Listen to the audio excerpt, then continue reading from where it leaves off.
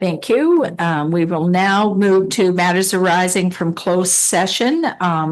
And if you'll just read that motion then. Okay, that the closed session minutes from November 19th, 2025 be adopted. That community members Glenn Williams, Helen Nibb, and Maggie Goldsmith be appointed to the Lang Museum Transition Committee. That J. Murray Jones be appointed to the Lang Museum Transition Committee as the member of the Lang Pioneer Village Museum Advisory Committee. And that Warden Clark, Councillor Amiot, and Councillor Lambshead be appointed to the Lang Museum Transition Committee as members of council. Okay, thank you. Mover for that, Councillor Wilford and Councillor Nelson, all in favor? Thank you. Now, we have one declaration of pecuniary interest in an agenda item, and that is Councillor Black for 7A and 7B. Are there any other disclosures? I see none. Thank you, Councillor Black. We have the adoption of our minutes from November the 19th. And mover, Councillor Webb, and I'm looking online, and Councillor Burt, all in favor? Thank you. And we will now move to our delegations, and we'll ask Mark Spears, project manager of DM Wells.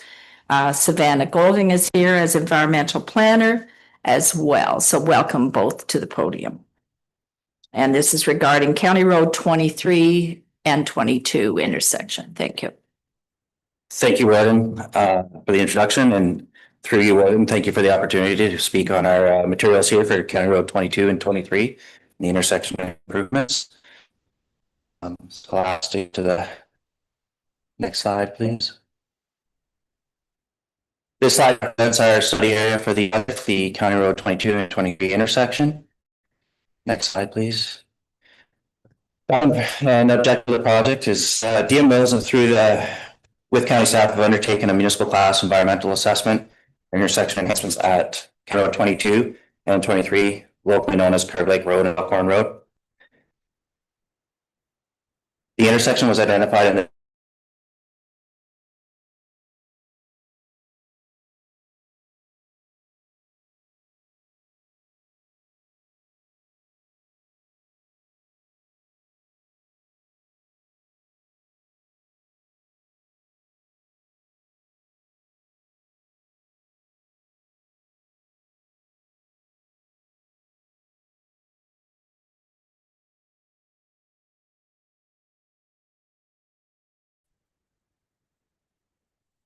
Okay. Okay, I don't see Councillor Burt on as well. Is she? Her camera's just off now. Okay. Sorry about that. We just lost the Zoom connection. We are back online. Okay, we're back live again, and we'll ask Mark to continue. Thank you. I'll restart that. So our background and objective, the County Peterborough and DM Wells are undertaking a municipal class environmental assessment to review and implement intersection enhancements at County Road 22 and 23, locally known as Curve Lake Road and Buckhorn Road. The county's transportation master plan identified the intersection as requiring enhancements for level of service and improved traffic safety. Intersection presently meets warrants for traffic signals and was also screened for roundabout candidacy. Screening considers safety concerns, atypical geometry, unbalanced turning movements, and property availability. Next slide, please. Through the municipal class environmental assessment process, the project was determined to be a Schedule B environmental assessment. Some of the things, minimum requirements of the Schedule B includes public and stakeholder consultation, including public information centers, Indigenous community engagement, natural science investigations, and then accumulating in a project file report. Next slide, please. This is Exhibit A2 from the MCA process. It's a flow chart, provides the framework outlining certain minimum requirements for the EA process. The red star on it identifies the point in the project where the file report and notice of completion have been prepared and are ready to post. Next slide, please. Part of the project, the public consultation included for this was distributing notices of study commencement and hosting 2 public information centers at Wesley United Church. Those information centers were in open house format. followed by comment and responding to any interested parties. Next slide, please. Also included in the project was Indigenous community engagement. This commenced with a notice of study commencement, which was distributed in May of 2024 through to the Williams Treaty First Nations communities. Following that, initial meetings were set up with those communities that responded with interest. And then following that, continuing engagement with Curve Lake First Nation community was ongoing.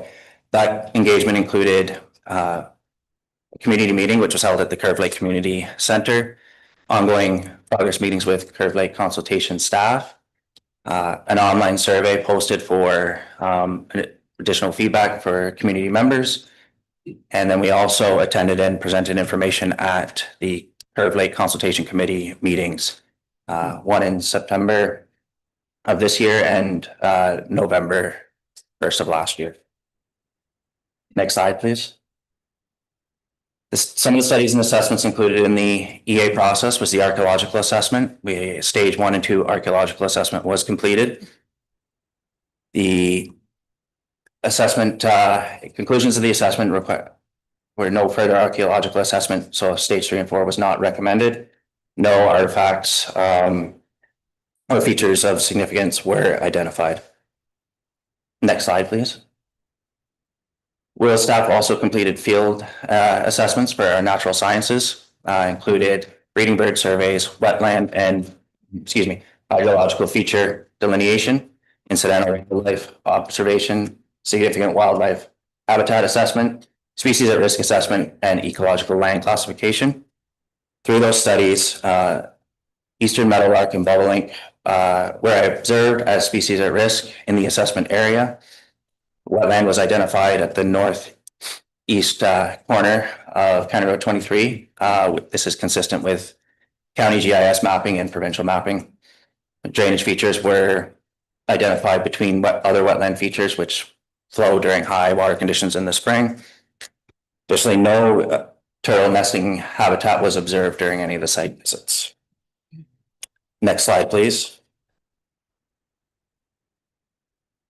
This slide is our evaluation matrix. The matrix was used to evaluate the alternatives based on physical, social, natural, and economic and cultural environments.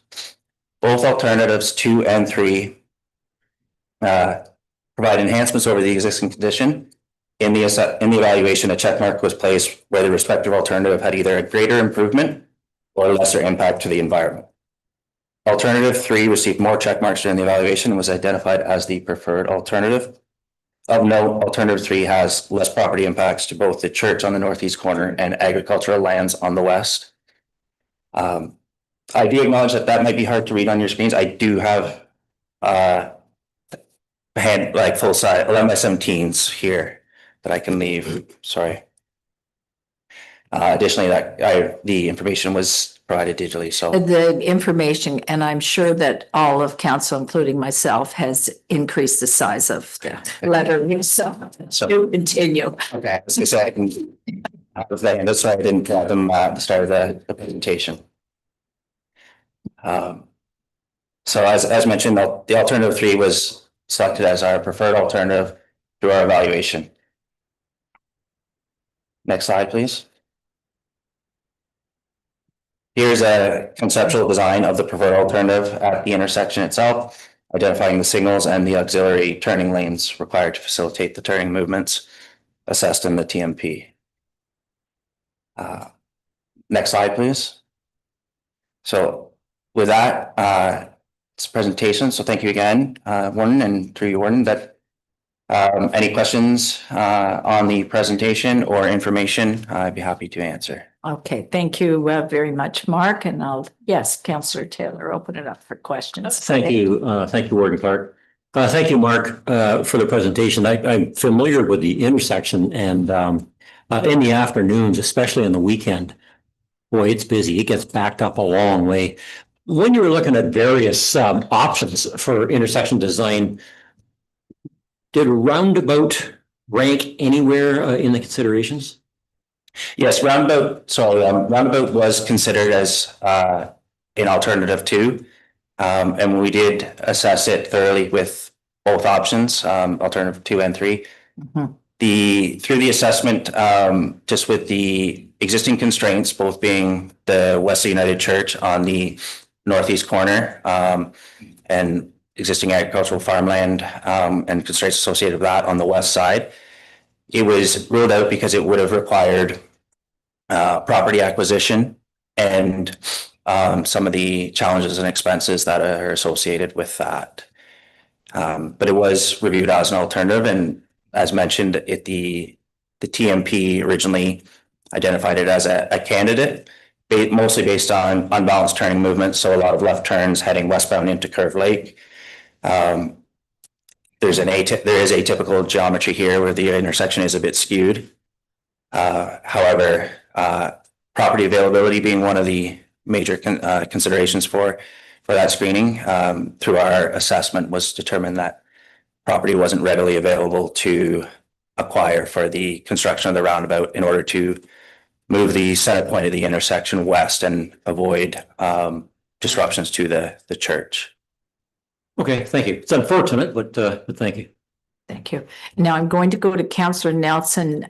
Just a reminder to put your yes on, and then I'll go to Councillor Armstrong, please. Go ahead, Harold. I didn't put my hand. Oh, I'm Sorry. sorry, carry it. Okay, no, I had Carol and then. Okay, fair enough. Sorry about that, Councillor Nelson. Councillor Armstrong. Thank you, Woman Clark. Thanks, Mark. This is not my area of expertise, but Councillor Taylor made me think of something. You're absolutely right. On weekends, that backs up a kilometer and a half because of people coming up for their cottages. So my question out of ignorance is, do these are they smart? Like, are they sensitive to the amount of traffic that is coming at it from one direction? Or do they have a set period of time when they're on and off? Because unless they're variable to reflect the volume of traffic, it's going to get worse. And maybe it's a question for Doug, I'm not sure. Through you, thank you, Warren. I perhaps will refer to Doug at the county on this one. Okay, please go ahead, Doug. You were, excellent question. So just want to highlight, and this is, I guess, my report coming up next, a few things, and then as well as answer the question, but just next steps, if approved today, we do file that report. We go through the 30-day period. I want to highlight detailed design. So the exact details of the type of unit we'll be using inside the signals would be detailed design over the winter. And I also want to highlight, it's a really good point with congestion. This is in the current draft budget for implementation construction in 2026. So I just want to highlight that this is something we're hoping to do next summer and actually implement. Directly in relation to your question, yes, we would typically look, there's like a mile vision camera is what we're now looking towards using, similar to what the city uses. And it does have an AI kind of unit in it. It's not real AI, but what it does is it senses the type of traffic, it detects it. And if you had a northbound and there was a long queue, it would actually give an additional queue, meaning the green would stay longer to allow more traffic through. Very good. Thank you very much. Long-winded way to say yes. Okay, thank you. Deputy Warden Senes. Thank you, through you. This might again be a question for Doug, I'm not sure. When emergency vehicle is approaching, will it also change the timing of that to allow them to get through? Because that's one of the reasons that we need this is because of the long lineups and there's only single lane. It made it very difficult for an ambulance to navigate through to get to where they needed to go. Right. Yeah. So through you, Warden, again, an excellent question. I could say at this point, those details haven't been determined. Years ago, that would be a preemption, it's called. We did have some conversations with paramedics as well as fire. And at that time, there really wasn't, I guess, a need or there wasn't availability to do that. That being said, we can definitely have those conversations through our detailed design to see if there's an availability to do that in the trucks and the units. But again, they'd have to be compatible like with the paramedics and the fire trucks as well. But preemption is absolutely something that could be included or investigated through detailed design. Thank you. All right, thank you. So I'm just looking for a motion here to receive the report, and Deputy Warden Senes and seconder Councillor Martin, all in favor? Thank you. And we'll turn it now to Doug for more questions.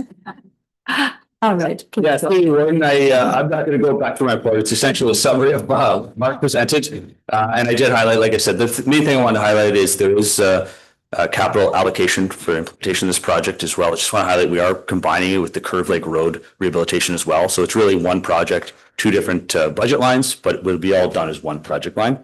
And that implementation, as I said, if approved today, is anticipated to be completed the summer of 2026 for this project.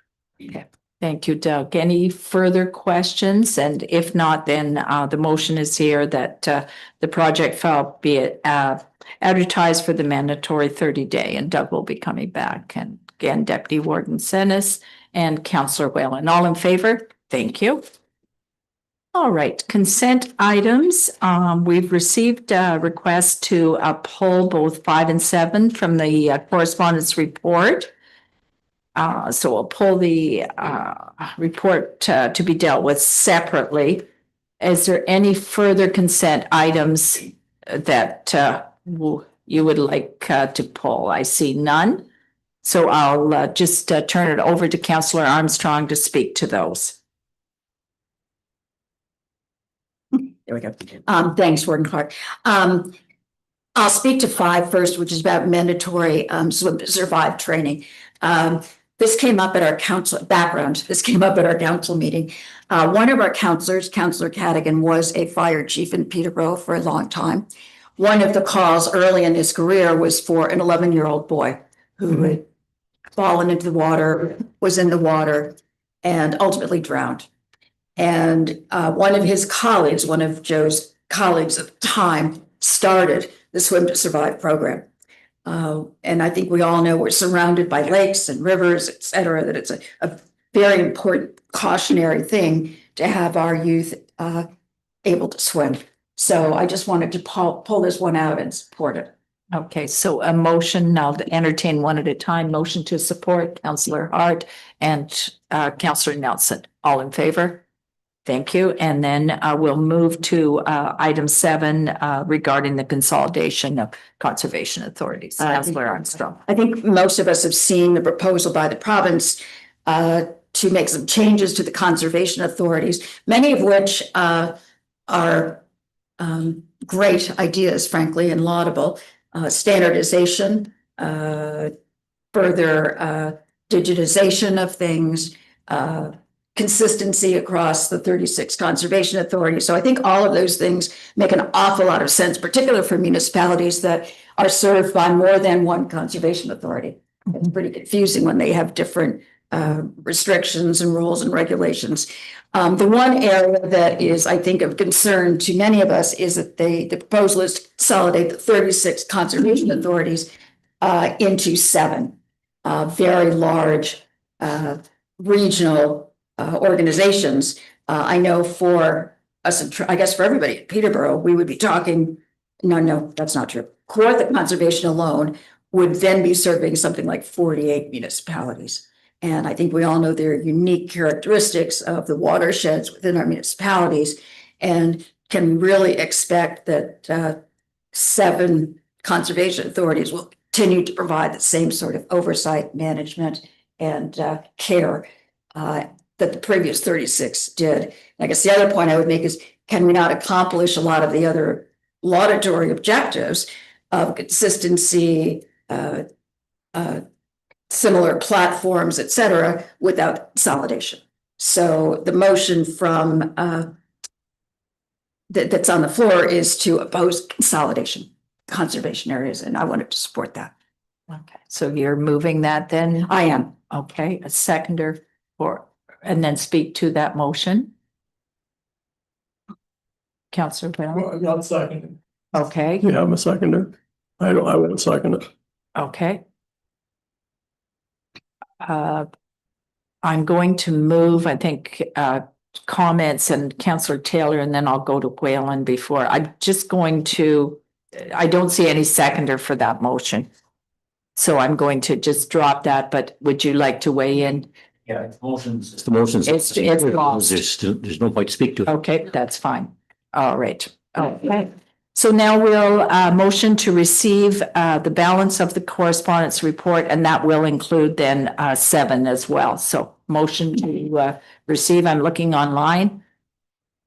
Councillor Amiot and Councillor Graham, all in favor? Thank you. So a motion to receive the remaining consent items as well, please. And looking at Councillor Nelson and Councillor Whalen, all in favor? Thank you. All right, we'll move right through to staff reports, and I'll ask Jennifer, our Director of Corporate Services, to speak on our affordable housing financial incentive pilot program. Thank you, Warden Clark. So this is the second time bringing this program to council. Brought it forward previously in draft format, looking for some recommendations and suggestions. We met with the finance committee and mulled through this program as well. I had a couple of late addition changes to the program, some suggestions from Councillor Black, really just tweaking some language, recognizing that at the federal level, rules change sometimes, and so we'll make it a little more generic so we don't have to update it every time the federal program changes. But other than that, I think the main speaking point I wanted to make on this is that we did have a good conversation at the finance committee about whether or not we should put any limits or parameters on this program, and ultimately decided it is a pilot. Let's leave it open. I don't have the knowledge to know what's a reasonable limit to put on this program. And I also didn't want to hand tie council that if a really awesome affordable housing initiative came forward that was, 10 stories, many units, that, we had a limit of $5 million. I think it's more prudent for council to be able to look at each initiative as it comes forward and weigh the merits of that affordable housing program to determine what the limits would be. Having said that, so it is written that council has absolute discretion to accept or deny any proposal that comes forward. And so I would suggest we leave it at that as the pilot. Let's see if we do get any uptake on this program, and then we can always tweak it in future. So that's my report and recommendation. Thank you, Jen. And I think 2 key things: that the approval would have to come to council, and the other thing, this is a pilot. So questions, I'll open it up for further questions. I see none. No, Councillor Black. Thank you, through Warden. I certainly support the proposal, and it is a bit of a moving target working in that space right now for the last 4 years with CMHC, to find out 2 weeks ago that they're no longer in the not-for-profit business. That's moved to Build Canada Homes. So it's a ever-moving target, no different than the long-term care challenges that our previous presenters have done. So I think, for affordable housing to get built, municipalities have to have some skin in the game, and this is a way at low risk to help those organizations move projects forward, because a lot of the funding, conditional funding, is required to make applications, those sorts of things. So I like the idea that it's a bit broader at this point, maybe needed to be refined down the road, but I support the program and having municipalities offer up some assistance to not-for-profits. Thanks. Okay, thank you. And the finance committee spent a lot of time on this, so thank you to them as well. All right, I'm looking for a mover and a seconder on this. Moved by Councillor Huntley, second by Councillor Wilford. All in favor? Thank you. And budget approval. Thank you, Warden Clark.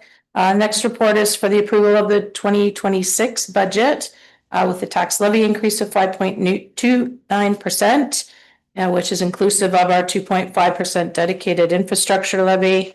You'll see in the financial impact section that equates to a 3.93 tax rate increase and an increase of approximately $60 to the average assessed home.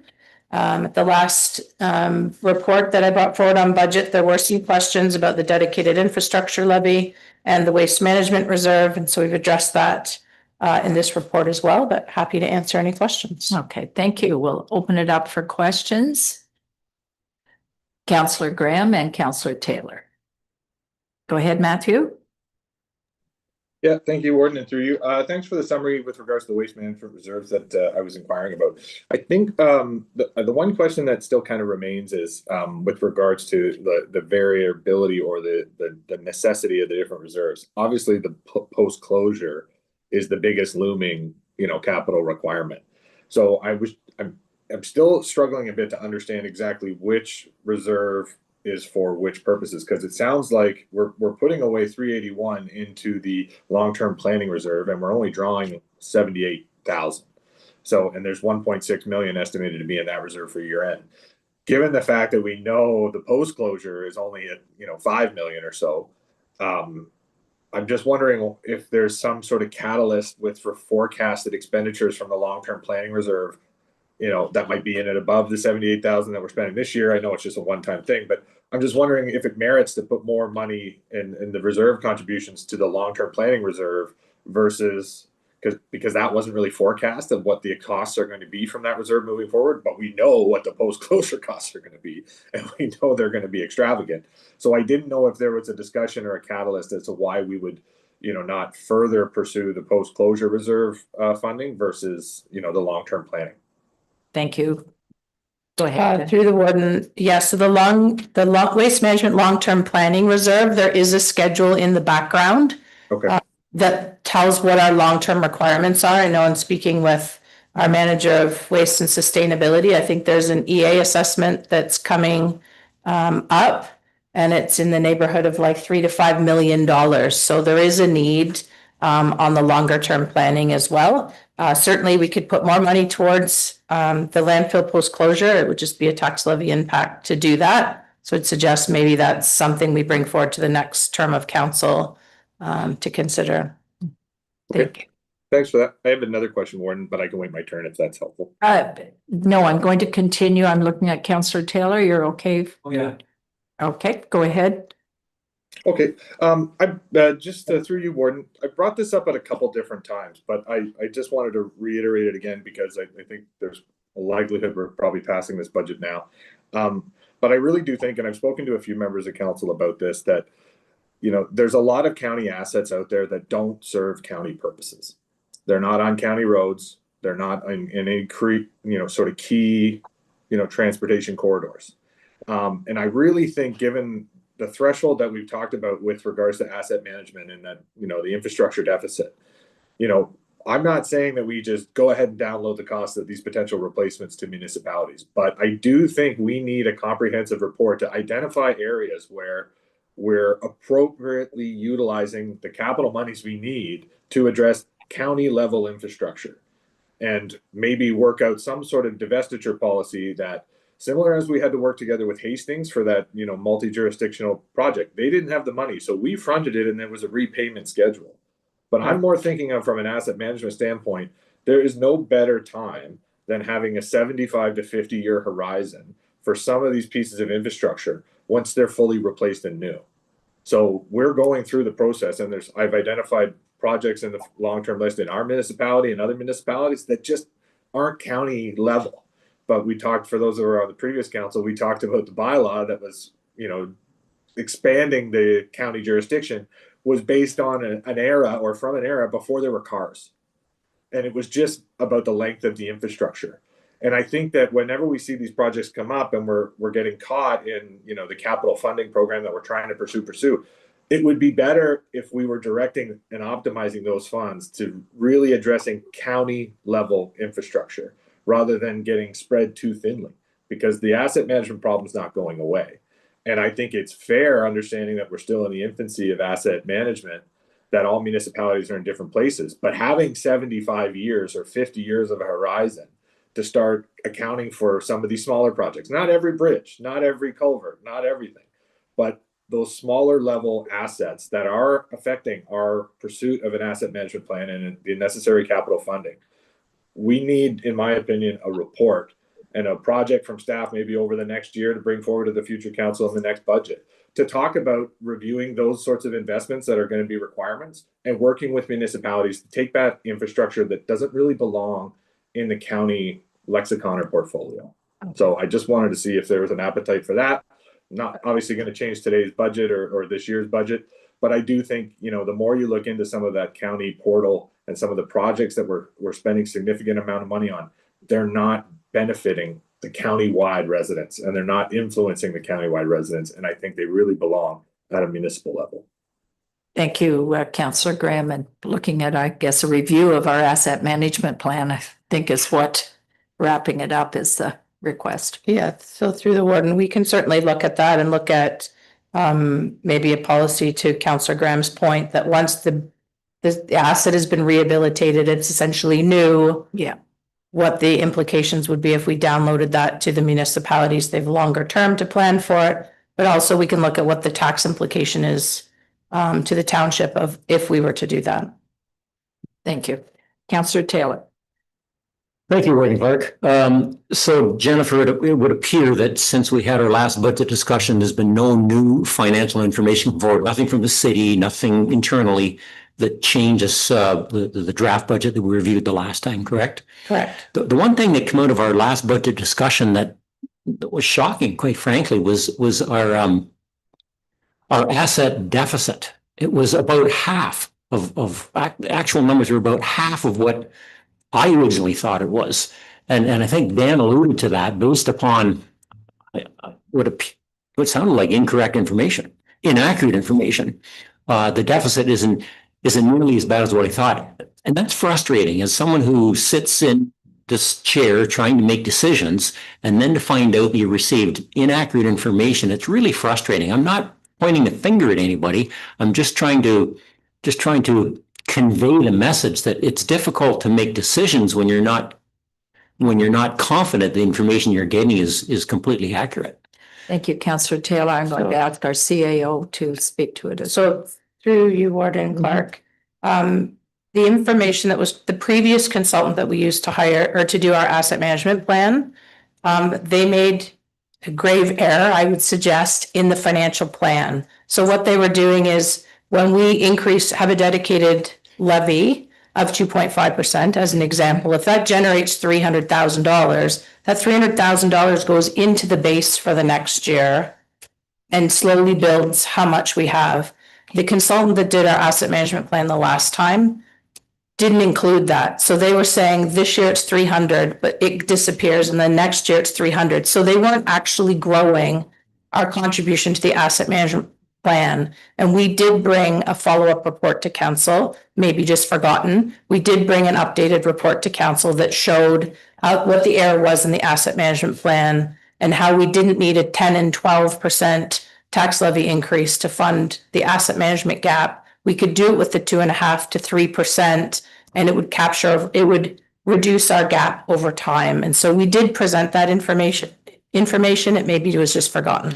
Yeah, 2 points if I could. The first of all, Jennifer, is that essentially our asset deficit has been cut in half. It was 100 million. It's now down around, I'm using round numbers, down around 50.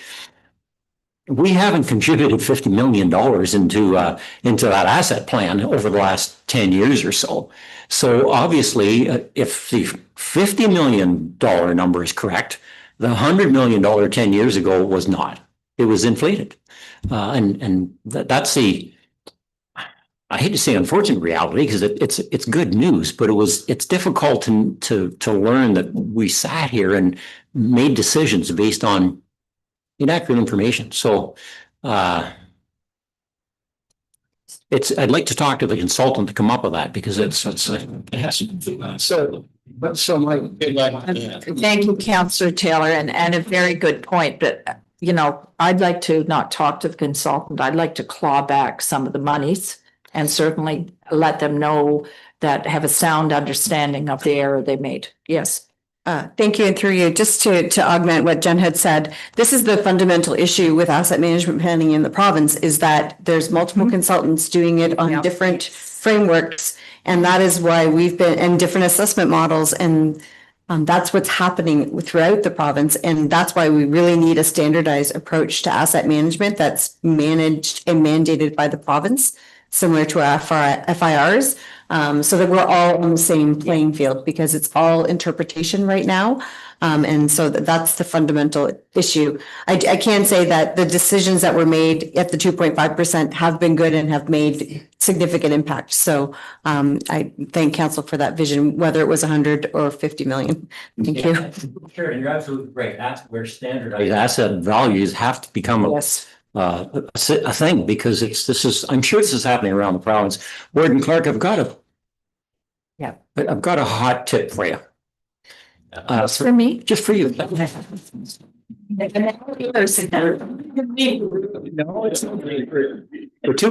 For two meetings prior to this, you asked me if I was prepared to forward a motion for the budget, and I said no. If you ask me the same question today, you'll get a different answer. I just said thank you, and I'll be returning immediately to you. Just a couple of things. We have been lobbying here at the county, as our CAO has said, around these asset management plans, as well as the executive on AMO, which I sit on. But the thing too is, when you are, I would say, responsible and you put the 2.5 in, we've also said to the province, as we're trying to narrow the gap, the municipalities that aren't narrowing that, don't look at us on the same playing field. If you are not fiscally responsible and your assets are at the bottom of the barrel, it's not fair to then judge us on the same when we're trying to do our due diligence. But in one of our meetings with Minister Kinga Surma, she said that these asset management plans, that she expects 50% not to be able to be funded. And that's why we said, look you have to have a more standard, and to your point in your questions today. So I will look, yes. Matthew, would you like to jump in and make the motion ahead of Mayor Taylor? Is that what your hand is up? No, sorry, Warden. I just had a separate question, so I didn't know if you want to deal with that first. Is this a question regarding the budget though, Matthew? It's more just, I just didn't know, and I was going to ask Carrie, so sorry, I don't want to get you out of order here, so apologize if it does, but if it does, just move me to the back. I was just, with regards to my previous request, I didn't know if I needed to make a motion for that kind of report, just to, for formal purposes, like with regards to the divestiture, report from staff to do that for 2026. I don't know if the conversation was enough to have. So let me deal with the motion, and then I'm going to come back to you on that subject. So Councillor Taylor, the floor is yours. Thank you, Warden Clark. I really do think council had sufficient time to review this and had lots of discussion about it. I appreciate all the work that's gone into it by staff, the finance committee, and my fellow councillors. So I'll put forward a motion that 2026 budget with a tax levy increase of 5.29%, inclusive of the 2.5 dedicated infrastructure levy, be approved. Okay, and a seconder for that. And I'm looking at Deputy Warden Senes. All in favor? Thank you. And first of all, before I go back to Councillor Graham, I would like the financial committee to stand up. A round of applause. This is great. And thank you for all the work. Councillor Armstrong, Councillor Hadley, Councillor Walter, stand. Thank you, thank you. And also our staff as well. So please stand up. Yeah. Dan, you're not paying attention to the warden. Anyway, thank you. This is a huge amount of work and great questions, and certainly appreciate all the effort that was put into this. So thank you. Now back to Councillor Graham regarding this review. Please go ahead. Sorry, just asking, kind of deferring to Carrie, just with regards to if I needed to make a motion for that report to give staff that direction, or maybe Sheridan can weigh in. I just didn't want to miss the opportunity. Oh, yes, just one moment. A notice of motion might have been called for, but since it does align with this budget, then you can make a motion today if it's seconded. Okay. Okay, I'm happy to make that motion if there's a seconder out there. I mean, there's no real time constraints on it, but it's just a policy. So we'll get the motion and then get your okay. And I see Councillor Hart here ready to second once we read the motion.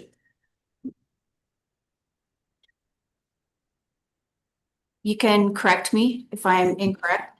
But that staff bring forward a report in the following year regarding the asset management plan, the 50 to 75 year horizon, when a new culvert or bridge is finished, that it could be downloaded to the townships and look at a policy and what the tax implications would be to the township. I mean, that encapsulated it. It's very, very specific, which maybe is good. I was going to just allude to county infrastructure that isn't on, main county arteries or on county infrastructure. But yeah, I think that encapsulates it. I'm okay with that. Just one moment. I'm going to look to staff and Doug. I just want to clarify with the council, so council did it. Right. Yeah. Through you, Warden, I just wanted to clarify the situation. So council did approve a roads rationalization policy, as they may recall. Yeah. And so that dealt with roads. And so that actually is in place, and staff are working through some transfers of roads. And really that policy is not meant to be one way, right? So we're looking at all of across the region and saying what makes sense to be at a county level and what makes sense to be at a lower tier. There never was direction for staff to complete like a bridge rationalization policy. So it may just to subsidize, maybe that's the terminology we might want to use here. If that's what we're looking for, is a report back to understanding what a bridge rationalization policy might be, and when those would be applicable for the county versus at a township level. Okay. Just a clarification, Doug, would bridges incorporate, like culverts are like smaller than bridges in most capacity, in most instances. So I just didn't want to, that was why I was kind of fearing the more prescriptive language, because I know we talked about it from a road standpoint, but also I think it might have been an omission on my part about that time. About the intention was all county, like county infrastructure in all shapes and sizes, not just roads, but like where they're, where they kind of flirt that line of county requirements versus township. Yeah, so through you, Warden, so when I say bridges, it would be structures would be the appropriate term. So that would include large culverts as well. So as you would structures. Yeah, structure rationalization. Structure rationalization policy on assets off county Correct. roads. Perfect, Doug. Thank you. Okay, I'm just going to go back. We'll read that again. Councillor Nelson. Thank you, Warden. Just a comment to that, so that everybody is clear, and Doug can back me up on this. For bridges, the policy is actually anything that's over 20 feet. So small culverts are not included other than in county roads. It is not included in any of the townships. And 3 meters or greater needs to be inspected every year, which it falls back to township responsibility, not county responsibility for that. So just wanted to put that out there to make that clear, that it's any structure that's over 20 feet is the bylaw. So Thank you, Councillor. Thank you. Nelson. I am somewhat confused by the motion, what we're asking staff to do, and I want to make sure that, and it sounds as if we're doing some of it right now. Is this? Yes. Through you, we're already doing the road rationalization process and assessment and policy. This would be for structures that that council is considering. And I would just add that the recent provincial changes and what they're looking at with respect to infrastructure could be part of this assessment too, because they may be going in completely different directions with things too. And I think it should be looked at holistically. Okay, so I'm going to, I'm just going to go to Councillor Taylor before the motion. I've got Councillor Graham going to support it, and then I do have a seconder off in the wings, but I want to get the questions out. So Councillor Taylor. Warden Clark, yes, I think that we're already doing this. I know we sat in this council chambers, it's a few years ago now, and staff were looking at all structures in the county of Peterborough that were over 3 meters in length, because they currently owned some that were under that, and they were transferred Our township was the recipient of one or two of them at the time, I think, and so were others. So I'm not sure that the motion that Councillor Graham is proposing here isn't already being done. If to make it clear, we need to add the word structures to the road rationalization study, then that's fine. We can do that. But I thought, Doug, tell me if I'm wrong, I thought this has already been done. Thank you, Councillor Taylor, and I agree as well. Councillor. said the same. Okay.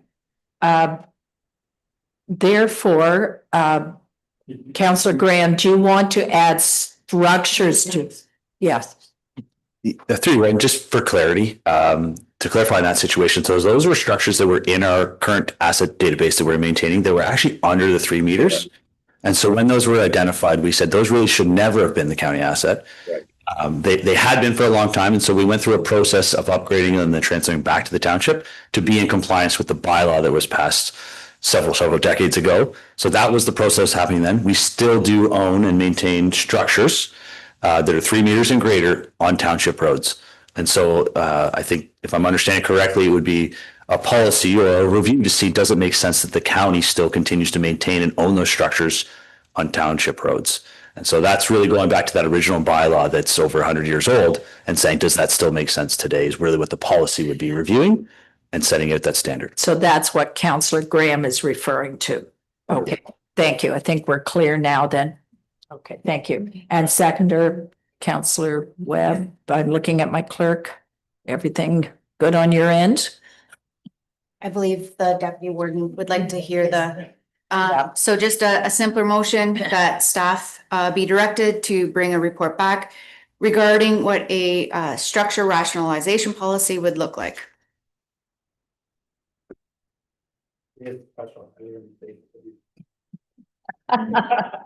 Okay. Councillor Graham, you're fine with that? Councillor Webb, all in favor then? Thank you. All right. Anyone have a notice of motion? I see none, so we will move right to announcements. So I will look around and Councillor Taylor. Thank you, Warden Clark. There's a lot happening in Autonomy South Monaghan in the next couple of weeks. As I shared with council, this is the 200th anniversary of the establishment of the Village of Keene. So there's on December the 6th, which is Saturday, at the main library in downtown Keene, there was a spruce tree planted when that library was built just a little over 20 years ago. That spruce tree is now lots tall enough to be decorated with Christmas lights. So we're having a tree lighting event on December 6th at 6 o'clock at the library. It's going to be complete with a band. It's going to lead us in Christmas carol songs and hot chocolate and stuff. It'll be a great community event. The Santa Claus Parade in Keene is December 13th at 10 o'clock, and the theme for the parade is 200th. But I think we'll save the best till last, and this will be, I hope, of some interest to some members around this table that had the opportunity to know and work with Dave Nelson. On December the 14th, it's a Sunday, December the 14th at 1 o'clock at the Autonomy Arena, the Municipal Community Center, we're unveiling the Dave Nelson Wall of Honor, where every year we're going to induct a local citizen who's contributed to the community. This is the first year. We're doing it intentionally at the end of the 200th anniversary. Dave was a big history buff and a big part of the history of our township. So the first year it's just Dave up there, which is on Sunday, December 14th, and then in subsequent years it'll be to be determined whether there's 1 or 2 names and plaques added to it.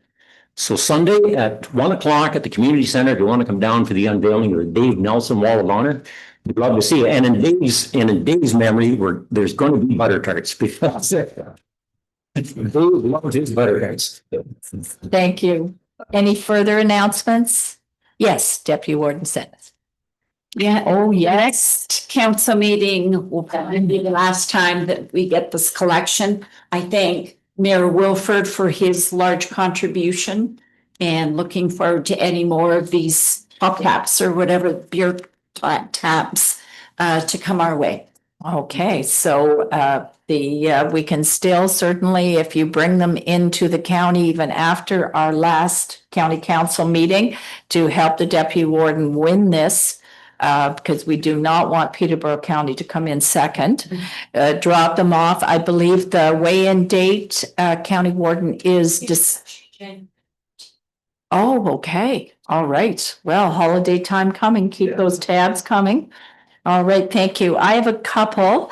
Our Peterborough paramedics are spreading some holiday cheer. So on December the 7th from 12 to 6 p.m. at the Chemong Road Canadian Tire, they are collecting toys there for the toy drive. So we want to fill those ambulances with new unwrapped toys and make a difference for children that will not have a lot under the tree. So thank you.